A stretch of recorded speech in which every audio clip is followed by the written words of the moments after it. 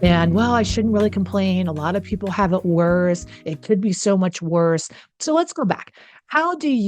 Why does this happen? This land of confusion of am I settling or are my expectations too high?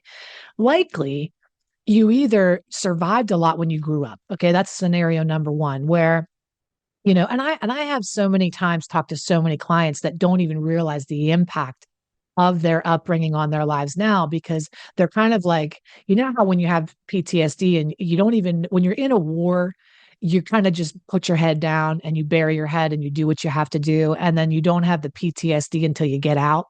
Well, that's like a lot of us who grew up in alcoholism, addiction, narcissism, dysfunction. It's like you really don't know what you're in until you get out and somebody points out to you, hey, that probably wasn't that great. I probably left a mark.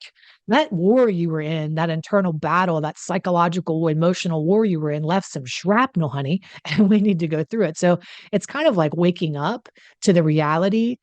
But what happens is when you don't recognize the impact of the toxic people in your life, or you don't even call them toxic, you're not even willing. You're like, oh, well, you never talk bad about your parents. You just love them and they did the best they could. I mean, if I hear that one more time, yeah, shit, okay, they did the best they could. So what? Was it enough? No, in many cases it wasn't. And you're not going to go to hell for recognizing that you didn't get what you needed. But if you don't recognize you didn't get what you needed, you can't possibly recognize when you're settling. Do you see how it's all linked? So it's really important that you understand why you got here is likely because you were a participant in somebody else's bullshit. Okay. But they gaslit you at the time saying it's not that bad. I had it much worse than you did. You have no idea how good you have it. It could be so much worse. I didn't really hurt you. I didn't really do that to you. It's not as bad as you think it is. You're too sensitive. And so what happens? You start to get talked into settling. You start to imagine that you're a little too big for your britches. The expectations that you have of how you're supposed to be treated and how life is supposed to go starts to get super cloudy and you get talked out of that gut feeling like this doesn't quite feel right, but then that gut feeling travels up to the head and goes, well, other people have it worse than you. And what that really is toxic gratitude. And I've talked to so many people that are in relationships, as you know, this work that I do with addicts or alcoholics or narcissists, and they'll say things like, "Well, you know what? He is drunk all the time.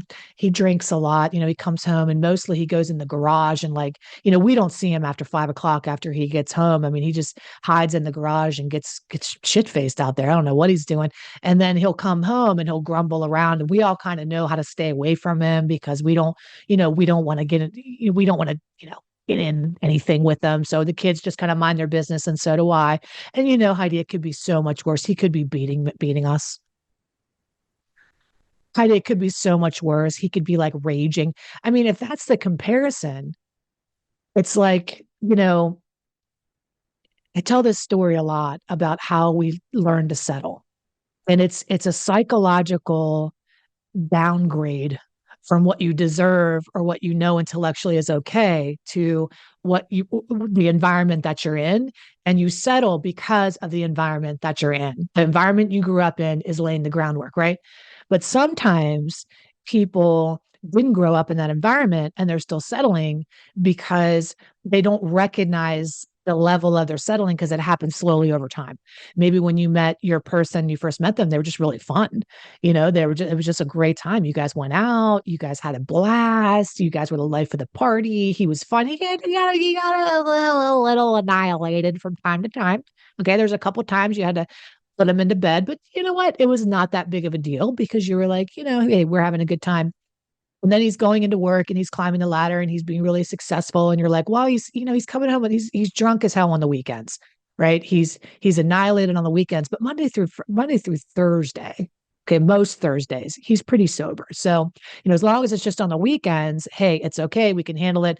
Now on the weekends, some bad things start to happen on the weekends, but at least it's just still on the weekends and it's not during the week and he's functioning okay and he's still working.